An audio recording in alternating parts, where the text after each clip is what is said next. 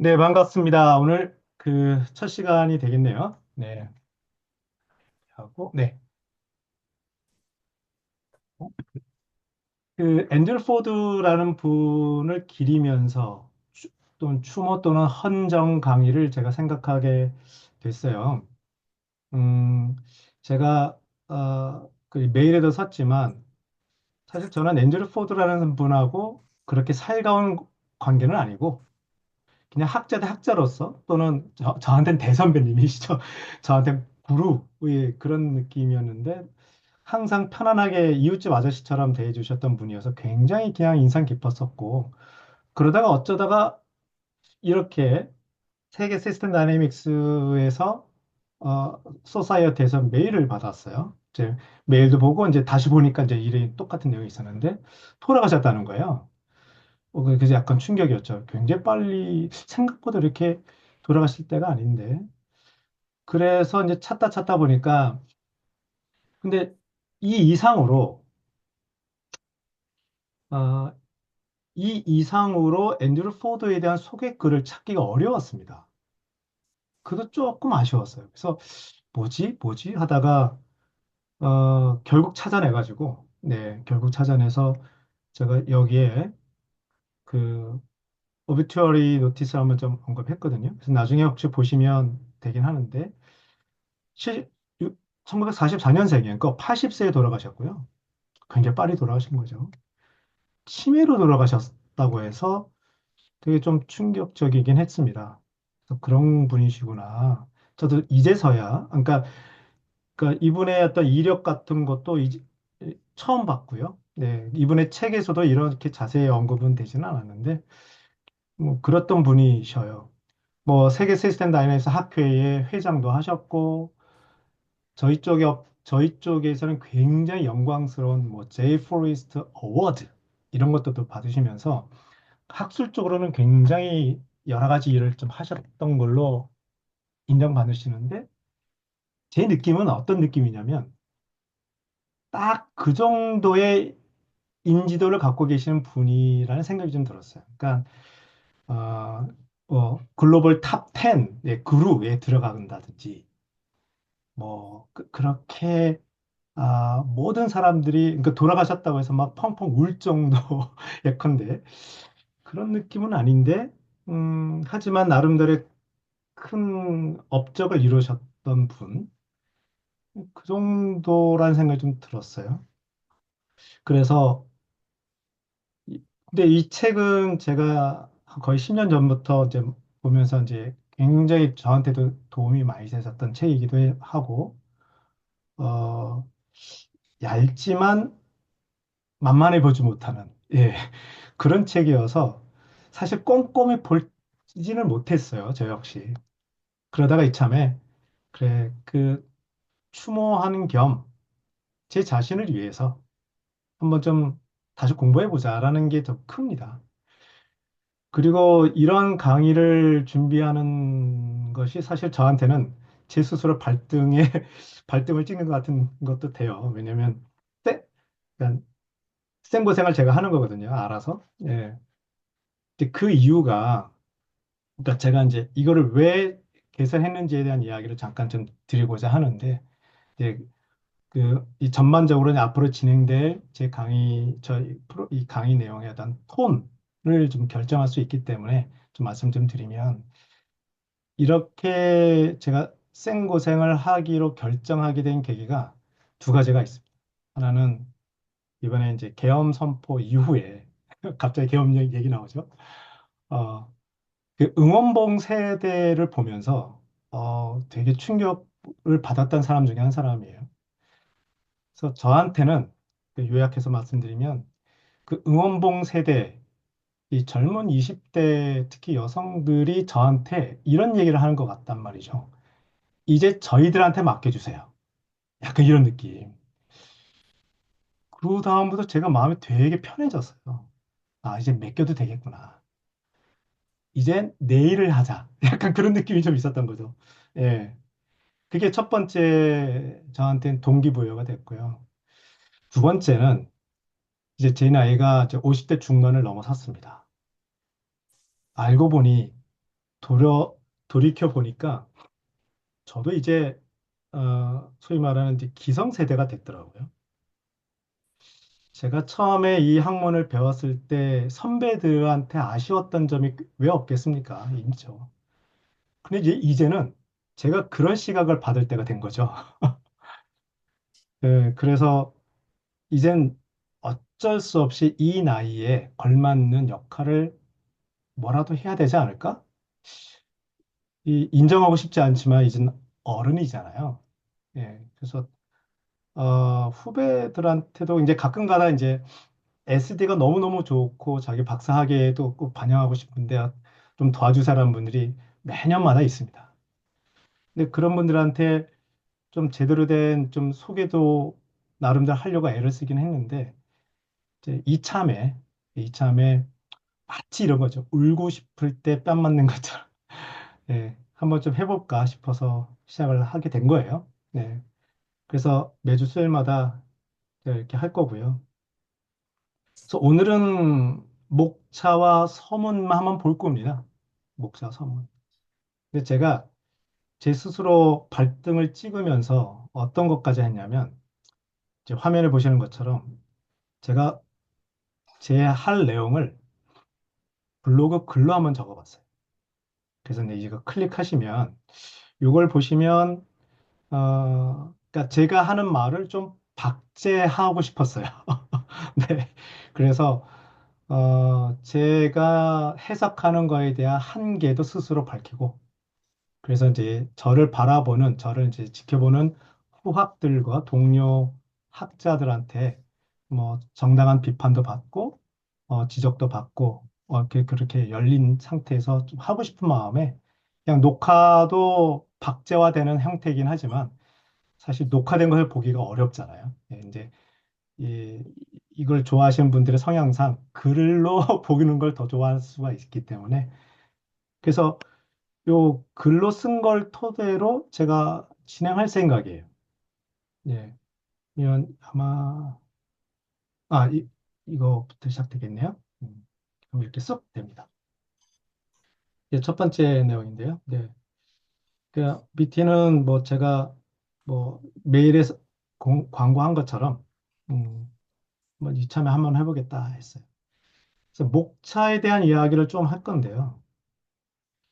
이 제가 목차 이렇게 좀 올려놨습니다. 큰 특징이 그러니까 이 오른쪽에 보시면 이게 재밌습니다. 예. 1판 목차하고 2판 목차를 제가 비교해 놨어요. 아예. 예. 1판이 잘 검색하면 인터넷에서 PDF로 다운받을 수가 있습니다. 1판이. 이 차이가 앤드루 포드의 성격이 그대로 묻어나더라고요. 예, 저는 그게 그렇게 막 느껴졌어요. 일단 여기 보면 1판을, 그러니까 1판을 보면 인트로덕션하고 시뮬레이팅 머티리얼 플로우 뭐 아이고 이렇게 가죠. 근데 여기 보면 이제 뉴메리컬 시뮬레이션 뭐 이렇게 S-쉐이프 그로스 커절 뭐 이렇게 하면서 또 모델링 프로세스 시뮬레이션 시크니컬 시스템 그래서 여러 가지가 언급이 좀 돼요. 그런가 보다. 그런데 이 판을 보면 아예 시작부터 인트로덕터리와 인터미디어티를 이제 구분한 거죠. 초급과 고급을.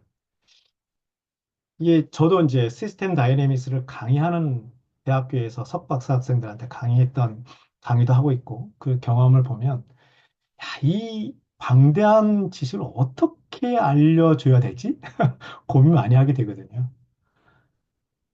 이분이 앤디 이분의 이분을 성격 질순이 여러 가지 표현 중에 하나가 천상 교육자예요. 예. 워낙에 수학적인 백그라운드가 굉장히 강한 사람인데 가르치는 걸 즐겨 하셨던 분이어서 그러한 고민이 이렇게 이 결정체로 이렇게 나오게 되지 않았나 생각이 들거든요.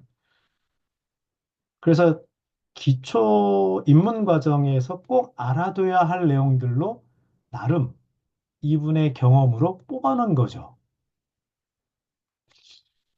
그래서 고맙더라고요. 그래서. 이게 기본이고, 그 다음에 그 뒤에는 그걸 토대로 우리가 이해해야 할 수준으로 넘어가야 되는 거구나. 그건 뭐 저한테도 좋은 길잡이 역할을 해주는 거거든요. 근데 그런 느낌이 좀 받았어요.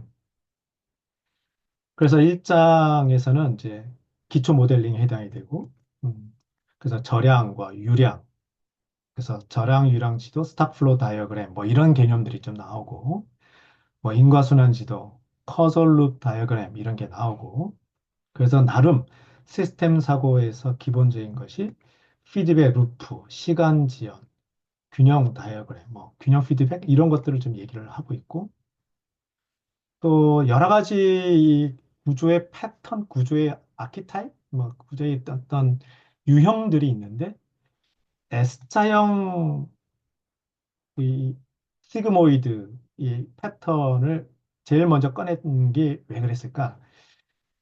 이게 저라면 어떻게 했을까라는 생각이 계속 드는 거예요, 저도 이제는. 그러니까 처음에 이 책을 봤을 때는 배우게 급급했는데 이해하기 급급했는데 이제는 거꾸로 야, 나라면 어떤 걸 선택했을까? 그래서 앤디는 왜 그 많은 패턴의 그 시스템의 유형 중에 왜 이것을 선택했을까? 이런 생각을 또 하게 되더라고요. 예, 그래서 나중에 이제 들어가면서 더 자세히 말씀드리겠지만 일단 재밌습니다. 예, 이야기로 풀기가 너무 재밌는 것이어서 그런 것 같다는 생각도 들고.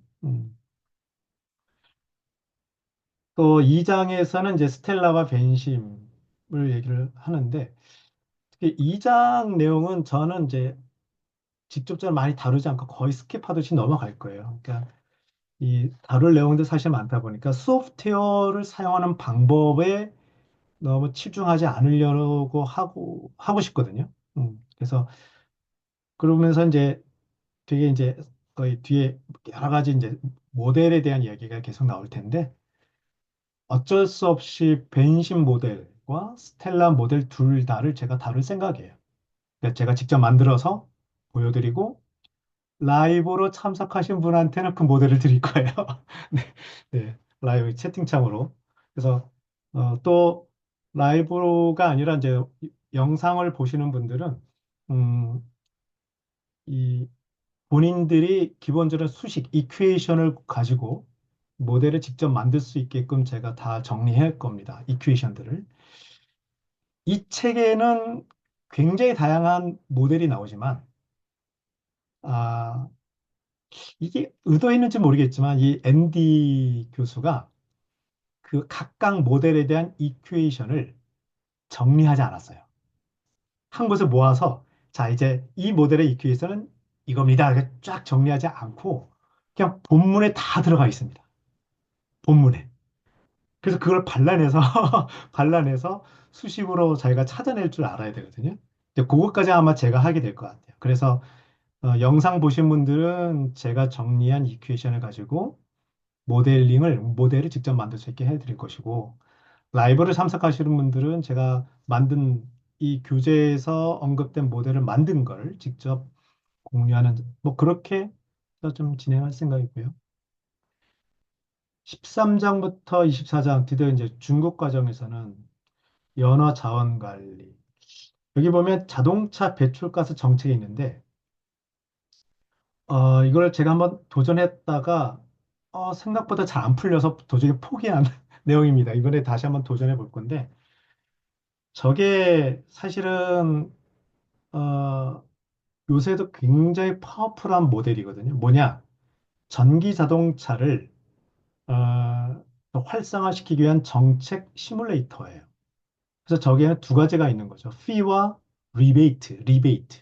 그래서 당근과 채찍 전략입니다. 당근과 채찍. 그래서 그런 아주 재밌는 거고, 그다음에 부동산 건설 사이클도 나오죠. 그리고 피시자, 포시자 모델 유명한 거 나오고, 그 앞에서도 뭐 모노베이진, 모노레이크도 나오고, 카이박이 나오고 그럽니다. 그래서 기본적으로 환경만 다루지가 않아요. 그게 이 모델링 디 인바이러먼트의 매력인 거죠.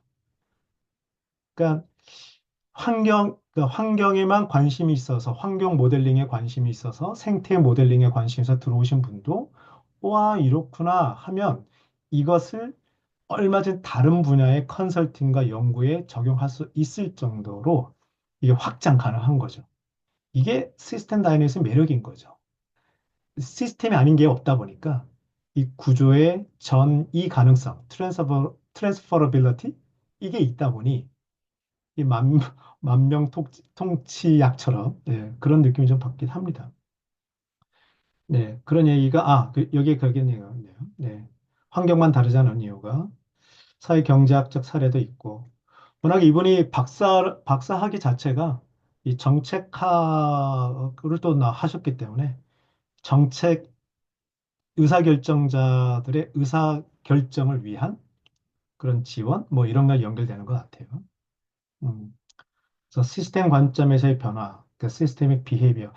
참고로 저는 이 비헤이비어라는 단어를 저희 동네에 여러 분들은 음, 행태라고 번역도 하고 어떤 분은 거동이라고 번역도 하는데 저는 그게 마음에 안 들어서 저는 그냥 변화라고 번역하고 있습니다. 예, 참고해 주세요. 예. 그리고 이제 아펜딕스가 있죠. 네. 부록독에 좀 있어. 그래서 굉장히 좀 자세하게 좀 이렇게 되어 있어요. 그래서 그러니까 말하자면 소위 말하는 선수가 되고 싶으면 이 아펜딕스도 꼼꼼히 봐야 돼. 약간 이런 느낌이에요. 어, 센서티비티 어널리시스라든가 뭐 이런 것들은 굉장히 그 보고서나 연구의 완성도를 올리고 활용 정점에 딱 되는 그런 내용들이잖아요. 솔직히 이거 사실 이걸 안 하더라도 시스템 다이내믹스의 어떤 비밀, 그런 매력을 충분히 경험을 할 수 있지만 이 다큐멘테이션으로 갔을 때 마무리는 사실 저쪽으로 가야 된단 말이죠. 그런 맥락에서 이걸 좀 하지 않았나. 그래서 마무리 강의 뭐 이런 식으로 좀 됐습니다. 그게 이제 목차에 대한 내용을 좀 제가 소개해 드렸고요. 네. 두 번째 이제 블로그 내용 좀 보여드리면 두 번째는 이 서문에 대한 내용을 제가 좀 소개를 좀 해드릴 건데 나중에 그 뭐 책은 구매 안 하셔도 상관은 없습니다만 아마 제 강의를 듣다 보시면 구매할 수밖에 없게 되실 거예요. 그래서 대학교에 계신 분들은 얼른 이제 도서관에서 저기 대출 받으시고 아니면 얼른 구매 신청을 하시거나 이렇게 하시면 되는데 어, 제가 언급한 내용들을 영문을 보시면서 아쉽게도 번역본이 없으니까 영문을 보시면서 제가 그거를 나름대로 오직 1대1로 번역한 것은 아니지만 나름대로 제가 재해석한 내용들을 블로그로 쓰고 있단 말이죠. 그래서 그런 식으로 비교해 보시면 저의 해석이 가미된 또 다른 해석의 창을 경험하실 수가 있으니까 재밌으실 거예요. 네. 그래서 이 서문을 보면 시작부터 이렇게 이런 말들이 나와요. 네. 크, 지금 세상에 이런 문제가 많다 하면서 요게 저한테 되게 재미있는 포인트였었습니다. 요 대목이 제가 이제 시스템 다이내믹스로 특히 모델링, 그러니까 컴퓨터 시뮬레이션 모델링뿐만 아니라 아, 그 정성적인 연구 방법론으로서 시스템 사고, 커널 옵 다이어그램, 이 그림을 통해서 구조를 분석하려는 공히 양쪽 다 되게 잔소리처럼 강조하는 게 있는데 그게 바로 여기입니다. 일단 앤디가 책 서문을 쓸 때 뭐부터 시작했을까? 나라면 서문을 뭘로 썼을까 고민되네요, 저도. 그런데 야, 역시 이 책의 서문을 문제에서 시작하는구나. 요게 저한테는 되게 키포인트였어요. 문제에서 시작하는구나. 제가 잔소리를 또 해놨습니다. SD 연구자들이 쉽게 빠지는 함정이 시스템을 모델링 하려고 하거든요. 이거 굉장히 중요한 포인트예요. 왜냐면 이제 화살표로 연결, 이 연결되는 맛이 있어가지고 와, 이렇게까지 연결되다니. 그래, 복잡계가 이런 맛이지. 그래서 이렇게 복잡한 것을 내가 분석했다고 자위하면서 연구를 하는 경향이 굉장히 짙어요. 그거 굉장히 경계해야 됩니다. 네. 이 책에서도 가끔 가다가 제가 막 지금 말씀드린 것처럼 이 책에서 그렇게 막 강조하지는 않지만 곳곳에 묻어나 있긴 합니다. 근데 저는 그걸 이 시작하는 입장에서 되게 강조를 하는데요. 기본적으로 많은 연구자들이 이거를 복잡계 이론으로 받아들이다 보니까 복잡계의 연구 방법론으로 이것을 받아들여서 틀린 것은 아닙니다만 복잡한 상황을 복잡하게 푸는 거에 관심이 있는 경향이 굉장히 많아요. 이거 위험합니다. 왜냐? 복잡한 것을 분석하다 보면 정책 레버리지를 어디서 발견해야 할지 몰라요. 이게 그거거든요. 그래서 이제 나중에 1장에 들어가면 이제 모델링이 무엇인가에서 막 나오는데 이게 다시 언급이 될 겁니다. 예. 모델링은 현실을 간략하게 해야 돼요. 본질적으로.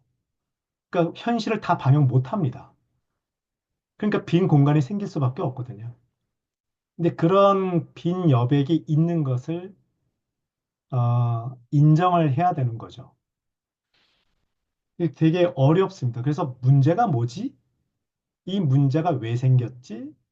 아, 이런 문제는 안 봐도 비디오 이러한 구조의 패턴이 있을 거야. 이렇게 들어갑니다. 시스템 다이내믹스. 다시 말씀드릴게요. 이거 중요합니다. 먼저 문제의 패턴을 봅니다. 익스포넨셜로 문제가 더 가속화되느냐, 아니면 업다운, 업다운 하면서 되느냐, 아니면 막 계속 발산되면서 점점 문제가 커지느냐. 그런데 그 패턴을 보면 이것은 안 봐도 비디오다. 그 구조의 특성은 이런 게 있다고 미리 선행학습이 됩니다. 마치 칸트의 선험적 지식 뭐 이런 것처럼 뭔가 있는 것처럼 우리는 이 감이 오는 거죠. 그래서 그걸 통해서 이 분석을 시작되거든요. 초기 발달되는 거죠. 저는 이거를 응급실로 많이 예시로 듭니다. 응급실에 환자가 들어오면 그 환자의 머리부터 발끝까지 다 검사해서 다 스캐닝 해가지고 그 복잡한 인체의 어떤 메커니즘을 다 검색해서 오류를 발견해서 치료하지가 않잖아요. 응급실에 환자가 들어오면 증상을 보고 아, 이럴지 몰라, 이럴 거야라고 가설을 세우고 그 가설에 맞춰서 여러 가지 경험을 토대로 들어가는 거죠. 그러다가 아니면 아님 말고 그다가 넘어가는 거 아니겠습니까? 모델링도 정확하게 그렇습니다. 그래서 문제에서 시작했다는 거. 그게 그냥 저한테는 눈에 띄었어요. 그냥 물 흐르듯이 쭉 흘러갈 수도 있는데 저한테는 시작 자체를 이렇게 시작했다는 게 되게 좀 인상 깊었고요. 요거는 이 블로그에 제가 쓴 이 글은 저의 오지랖입니다.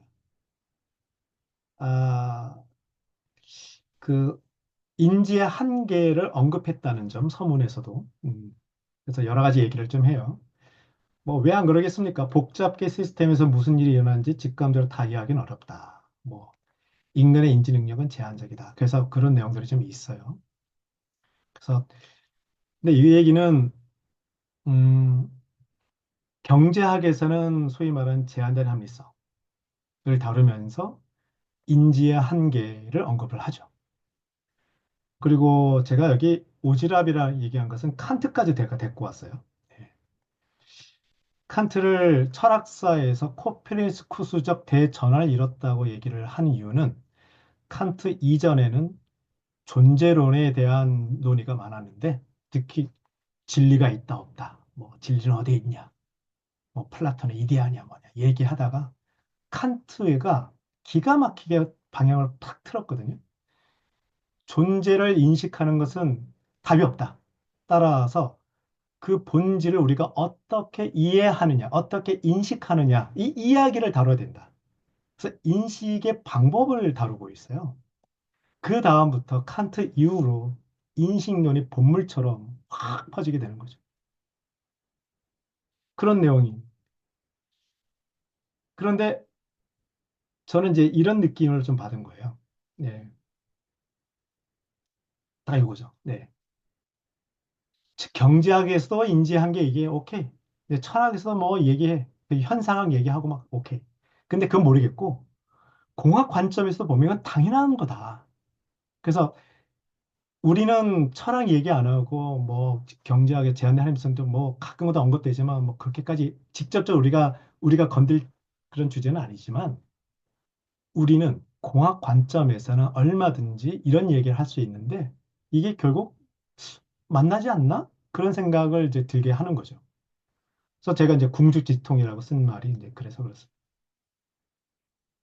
그래서 이 인지의 한계, 충분히 이해할 수 없다라는 것이 이 모델링 하는 데 있어서 사실 되게 모델러 입장에서는 겸손해져야 하는 이유 중에 하나라고 봅니다. 그래서 겸손이라는 키워드를 좀 갖고 왔어요. 네. 그리고 반직관적 변화, 이제 카운터 인투이티브 비헤이비어, 그다음에 팔러스 리지스탄스 이것을 좀 얘기를 좀 하고 있거든요. 이제 그런 내용들이 이제 나름대로 쓰고 있는데 그 제가 여기도 썼습니다. 뭐 제 얘기를 좀 해야 되겠습니다. 하면서 썼죠. 예. 이 내용 중에 아주 재미있는 포인트가 있는데, 예.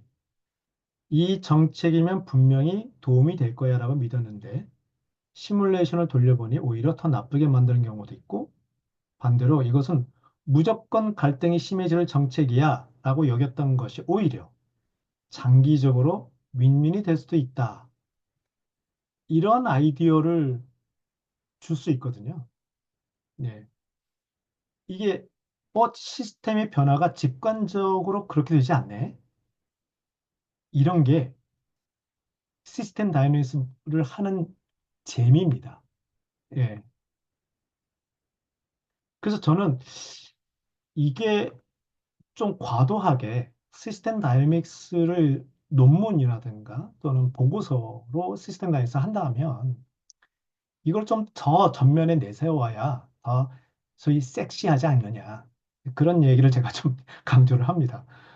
그래서 반직관적인 변화, 직관과 다른 애, 그런 거, 그러다 보니 저희 동네에서는 유독 이 정책 저항이란 표현을 아주 재밌게 써요. 그러니까 이 책에서도 나옵니다만, 뭐 제가 성경책처럼 얘기하는 존 스터만의 비즈니스 다이내믹스 이 1000페이지가 되는 거기에도 보면 정책 저항이라는 것이 한 챕터로 들어갈 정도로 되게 중요시합니다. 왜냐하면 결국 의사결정자들한테 올바른 판단을 하기 위해서 우리가 서포팅 해줘야 되는데 이 정책이라는 것은 그 자체로 좋은 의도를 갖고 있음에도 불구하고 제가 보는 관점이겠습니다. 모든 정책들은 소위 약발이 있는 기간이 있어요. 그, 그 기간이 넘어가면 그 효과가 떨어집니다. 그러면 이걸 소위 업데이트하거나 개정하거나 수정하거나 이런 작업을 해야 되는데 이게 잘 안 돼요. 왜냐? 정책을 위반했던 사람의 임기가 지났기 때문에 그렇습니다. 그래서 그 정책 때문에 좋은 의도에서 시작했던 그 정책 때문에 오히려 백파이어 그런 영향을 받게 되는 경우가 많다는 것을 저희는 많이 지적을 하죠. 그래서 저는 그거를 좀 많이 흥미롭게 봐서 학자마다 좀 다를 수 있겠습니다. 저는 그걸 좀 강조하는 편인데 아마 앤디의 영향을 또 받은 게 아닌가 그런 생각이 들어요. 승패가 만들어지는 시스템이 오히려 장기적으로 모두에게 이로울 수 있다. 얼핏 동의가 되시기도 하고 안 되시기도 하고 그러시나요? 어떤가요? 그죠? 이게 재미있는 포인트 아니겠어요? 승패가 만들어지는 시스템. 사실은 사회의 불평등을 생각하면 가슴 아프긴 하지만 똑같은 이야기를 프레이 프레데이터, 피식자 포식자 모델로 가면 그건 생태계의 자연 균형을 위해서 어쩔 수 없는 거 아니야라는 우리 그런 또 태도를 갖잖아요. 오히려 장기적으로 모두에게 이루어질 수 있다. 이 말이 좋은 건가? 또는 맞나? 이런 생각을 또 하게 되는 거 아니겠어요? 그래서 많은 논란을 일으킬 수 있다. 그래서 제가 일부러 이렇게 언급했습니다. 그러니까 시스템은 가치 중립적이라는 말을 제가 입에 달고 다닙니다. 시스템 그 자체, 시스템의 변화 자체는 좋고 나쁜 것이 아니다. 이것을 어떻게 해석하느냐의 문제인데 이 해석은 사람마다 다를 수 있다라고 제가 입에 달고 다닙니다. 그러다 보면 이게 이 해석에 따라 달리 이걸 응용할 수가 있는 여지가 또 생겨요. 말하자면 파시스트가 이 시스템의 변화를 자기의 유리하게 해석할 수도 있고 또는 뭐 혁명가들이 또는 사회 보수 세력들이 사회 진보 세력들이 똑같은 시스템의 모습을 자신한테 유리하게 해석해서 뭐 움직이게 할 수가 있는 거란 말이죠. 그래서 그런 해석의 여지는 여전히 계속 남게 됩니다. 그래서 이 질문, 공학 관점에서는 시스템의 변화 이렇게 될 거야라고 얘기하는 것까지인데 공학은 시스템의 변화 여기까지야 이렇게 될 수 있어라는 건데 이거를 다루는 공학자들, 이 시스템 다이내믹스 연구자들은 거기까지 안 가요. 예, 마음이 이러면 안 될 텐데 라는 마음으로 좀 더 거기에 여러 가지 해석이 들어가고 감정이 들어가고 그러더라고요. 대표적인 것이 리미트 그로스라는 책, 성장의 한계라는 책에서는 2100년 이대로 가다가는 인류 문명이 이런 식으로 가다가는 그런 패턴을 보면 안 봐도 비디오다. 2100년쯤 되면 이 이성이 이렇게 된다. 따라서 그거를 우린 막아야 되지 않겠냐라고 나름대로 가치 부여를 하고 해결책을 제시하는 것까지 가게 돼요. 네. 이제 그러한 고민을 던지는 것이 시스템 다이내믹스의 또 다른 매력이 아닌가. 그래서 이거는 소위 말하는 인문학적 사고, 그 철학적 사유, 비판적 사유, 비판적 사고하고 연결될 수밖에 없다. 이 시스템의 변화를 어떤 방향으로 우리가 가게 할 것이냐의 내용이거든요. 네. 그래서 어렵습니다. 네. 그래서 앤디를 보면 이제 이런 이야기들, 네. 그런 것들 좀 이야기해 주고요. 이게 제가 앤디의 가장 사랑하는 포인트입니다. 네. 예, 제가 밑에 여기 썼나요, 그죠? 그냥 뼛속까지 못 가인 제가 비록 이제 경영학 박사이긴 하지만 음, 도어 교육학과를 전공했던 사람으로서 예, 이 공학 이야기 나오면 머리가 아팠거든요. 예, 특히 제가 비록 서울대는 들어갔으나 수학을 암기해서 수학 문제풀이해서 들어갔던 사람으로서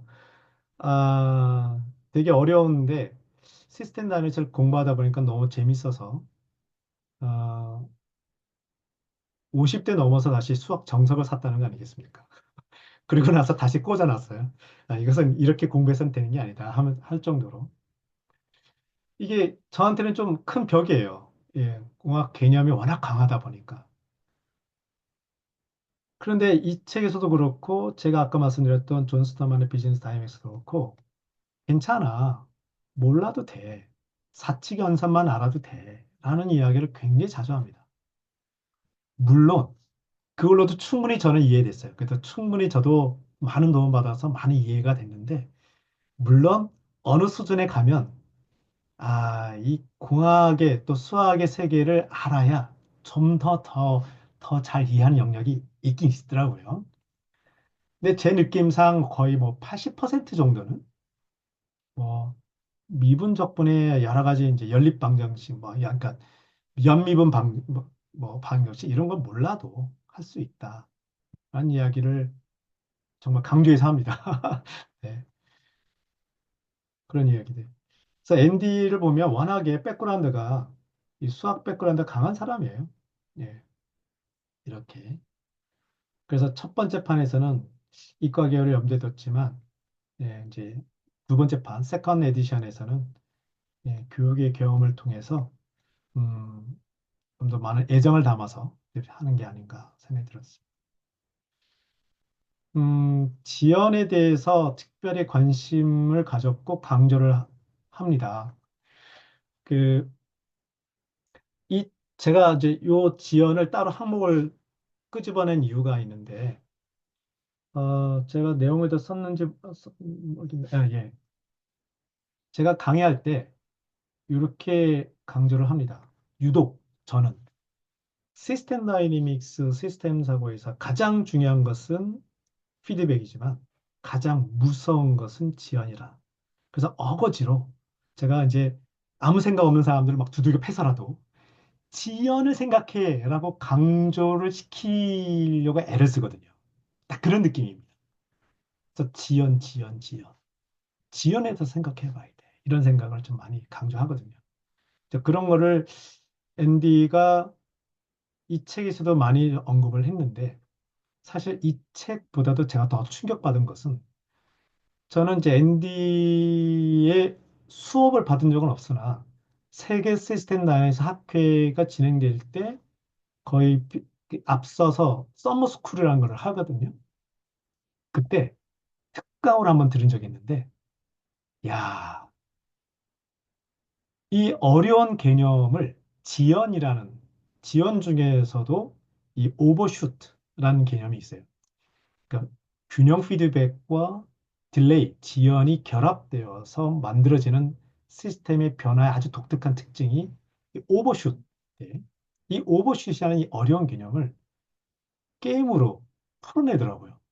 그래서 그 교실에서 학생들과 막 게임하면서 막 하는데, 와, 너무 재밌었습니다. 한번 그거를 이 시간에서도 좀 풀어낼 수 있을지는 모르겠는데, 그걸 통해서 제가 더 확신이 들었죠. 아, 지연이라는 것이 이렇게 중요하고, 근데 교육자로서 지연을 정말 어떻게 하면 사람들한테 쉽게 알리게 하려고 이렇게 애를 쓰시는구나.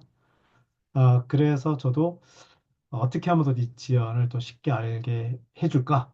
그런 고민도 하게 됐었습니다.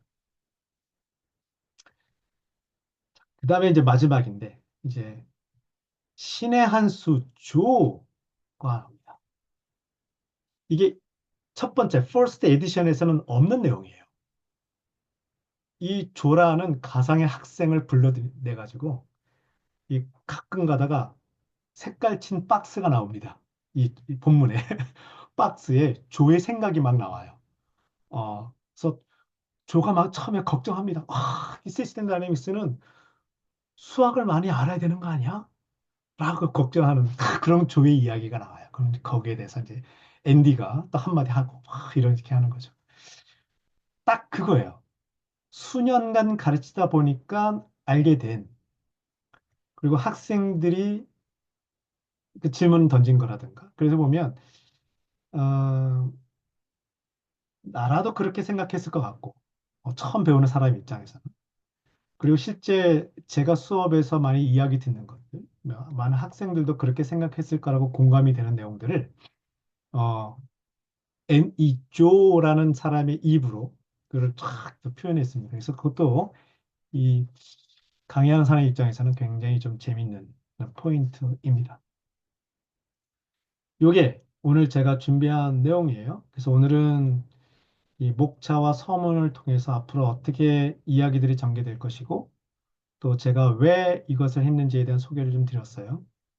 그래서 다음 시간에는 이제 인트로덕션부터 해서 좀 더 깊이 있게 들어가려고 합니다.